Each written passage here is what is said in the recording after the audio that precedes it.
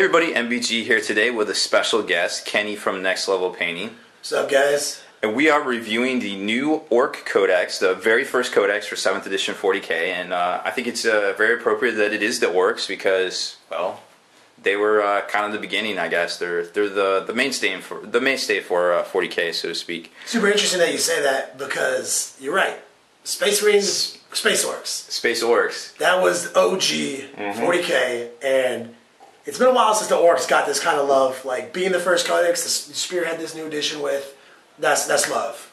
And I'm really anxious to see what's in this Codex. And it's been like the starter set kit for like what, at least two of them, two of the 3 or 4, approximately, at least half, approximately all of it, all the time. 1 billion starter sets. Yeah. So as you can tell, we're on location live in Next Level Painting Studio, which is really good for painting miniatures, but unfortunately not so good for video studio quality. So please excuse Kenny's Kenny's work area. Please excuse my mess. How dare you? How dare you? So once again, this is a hardcover Codex with a retail price of $49.50 roughly. There is a special edition version which we are not going to review because I unfortunately did not buy that, but it looks really sweet. There is also a expansion Codex also coming out that has Gazgul on it, but also that doesn't come out till next week. So maybe we'll see that one here soon on the channel. As far as contents go, it's about the same as a normal book, almost 110 pages, but curiously, they took out the normal, basically points, entries in the back of the book. You know how it used to have like the bestiary entries, and then it would have all the points and all the unit options, and what it did now, and we'll just preview this real quick, is it basically has these really huge images with all the pertinent information right here, which is really cool. Wow, so is this instead of like the drawings? Like what is this? Yep. There's no more drawings. There's very little like inside artwork, like gallery kind of stuff, and it's all, this is it right here. So basically, it's the same amount, you just lose. First I was torn about that, but you know what? I find it pretty cool to have like a bunch of fantastic pictures of the models I'm actually playing. Right. Like I love the artwork, but I also would like to buy a book about artwork separately. So I'm really excited to see just pages of actually super sexy painted orcs. Yeah, I mean, who doesn't? Orcs are great, and just having it like right in your face like that. And plus, this is what we see in the White Dwarf, So it's kind of like, notwithstanding new, fresh, like obviously design scheme by GW. Yeah, I'm liking it. Oh, it's a great layout. It's a great layout. So that takes up the same amount of space, except for like 30 pages. Now it takes up about double, about 60, 70 pages, and then it has all the fluff and everything we all know and love, and then it's got not quite as big of a painting gallery here, but it's still about 10 pages instead of basically 30, 30, 30, but and then. Anyone who bought the new rulebook, though, got a whole book of... Right. I mean, that's the thing, is like, there's... Literally a Codex-sized book full of pictures and then one full of fluff. Yes. Spectacular. And there's some great new artwork in here, like the Orks fighting Tau, which I'm sure, we see happen quite a bit. Oh my god, that's the dream right there. Just a bunch of Orks punching a bunch of Tau right in their mouths.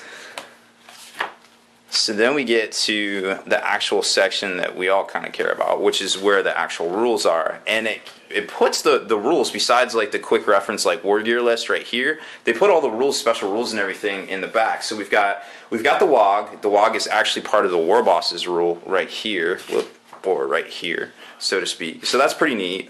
They can charge after they run, which is kind of the flavor of the old book. Oh, so they brought that back in. Yeah, that was the original fleet rule. Yeah, that was actually what it was, is yeah. that you could... That fleet, so these guys actually get to charge after running. Yep. On the turn they walk. That's pretty cool. On the turn they walk. Yep. And then there's a little chart for mob rules, special warlord trait rules, and we'll get to some of the other cool stuff in the back that I'm sure Kenny's going to have plenty to say here. But the big story, not getting into individual war gear, because this is more of an actual Codex format review and kind of showcase, not actually getting into the rules themselves. But the big thing, if you turn to the back here, which you guys are going to probably already starting to hear right now, is we have Lords of War included in the actual main Codex supplement. So this isn't something that you bought separate. This isn't an escalation book. This isn't a Forge World Imperial Armor book. This is an actual... This is a codex for the rule set associated with Warhammer 40k. And then we have 2 Lords of War right there. Even the truest pimp of all pimps, Gazgul Thraka, is a Lord of War himself. that's pretty compelling evidence for, playing this game in its entirety. I think GW could just as very easily tried to sell us another piece of literature in order to play these and make a little bit more coin on the side, but that's not even what they're trying to say. I think this is a pretty big deal because as the game companies, the modeling company, they have showed us how to play this game. This is a part of the game. They want us to play with all the stuff available, and yes, there are rules and it does have structure because there is Battleforge lists, but this is part of the game. They dumb down, D weapons. We saw that with the new edition of book. Yeah, they basically, they've read the forums that we post on. They know, and I'm really hoping that this starts helping people see the no preservative side of 40k. Just play all natural 40k for at least a little while and try these units out. They're in your codexes now. You can assume that all the new codexes that are going to be coming out in 7th edition are going to have this. Yeah, this seems to be the 7th edition standard. We're going to get these new sweet, half-page, not illustrations, but photographs of really good painted stuff with all the inclusive rules. I don't have to flip back and forth and things like that. And it tells, it'll tell us if there is... I'm so tired of going to 2 different pages to know all the rules for my guy. Right? It was so annoying. But now, and then the one, when you got to look up the special rules themselves, which, you only have to look up Here We Go once or, WOG once. So once you look that up once, you're good to go, right? So another piece that I'm not sure Kenny saw, and I might just spring this on him right here, is there's a formation in here as well. There it is. Yet again, formations take up detachments in your army, in your Battleforged army, and here's another detachment. Yep. And the cool thing about formations is, formations, like Kenny said, is a detachment, but a formation is a detachment that retains its special rules when you play Unbound, which is basically Apocalypse now. So when you play this in Unbound, you get these special rules here, which is pretty neat. Very, very awesome to see GW just not nickel and diming us on multiple books of literature in order to get the rules we want. They're all in here. That's what's impressive to me. In the past, they've put out supplemental things and and it's looked like that they were trying to do a little money grabbing scheme, but hey, here it is. They put now that the new edition's out, they put all the literature in one place for us for the same price we've been paying for codexes for a while. Yeah, I can't really complain about the points. So then we get to the appendix, and this is some of the special rules that we were talking about. We got the Here We Go rule, which is basically Fleet Light, which Fleet was actually evolved from the old WOG, and so on and so forth, but we won't get into that. So you can reroll one of your dice when doing your charge range, which is really cool and definitely combos well with the WOG rule. The mob rule changed a little bit, and I'm sure we'll hear a whole lot more on that. Warlord traits table right here, you got your own specific thing, and then it gets into the actual melee weapons, and all of the codex entries here are special, things, war gear and melee weapons, rules, things like that. Then you got your vehicle equipment, which I'm sure a lot of people are going to be double checking the death rollers. Yeah, we both said it at the same time. And then you get into the actual the specialized weapons, the one per army kind of thing. The relics, aka glyphs of Gork and Mork, is that what we're looking at? Yep, Gork and Mork. Wow, you're really, really good upside down. It's they couldn't even tell.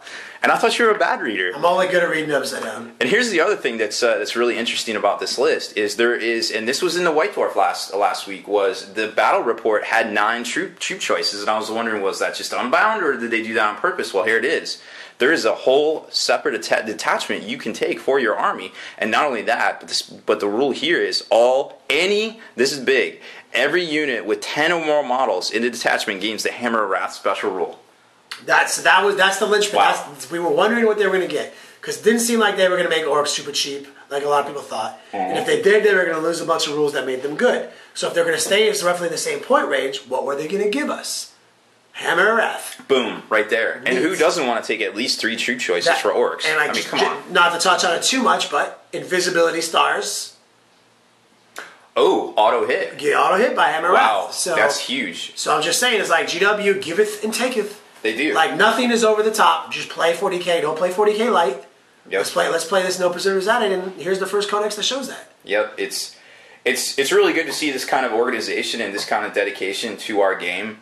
That it's an unprecedented level that I feel we haven't seen in a long time, and I'm really, me and Kenny here are putting this out there. Well, more Kenny than me, but it's a great game now, and definitely, get out there, play your games, play everything the way it was intended, and just see. And just be open-minded about it. What's the most important thing in that statement is that this is the game that we enjoy. Yes. Like, it's all about fun. It is a game. We take it seriously. Like, I'm not going to pretend that we don't. But, however, let's don't forget. Don't get it twisted. It's a game. It's just toy soldiers, but it's easy to become invested in a thing we spend so much time on. I'm saying it's not just toy soldiers. This is real. It's not a game. This is not a game.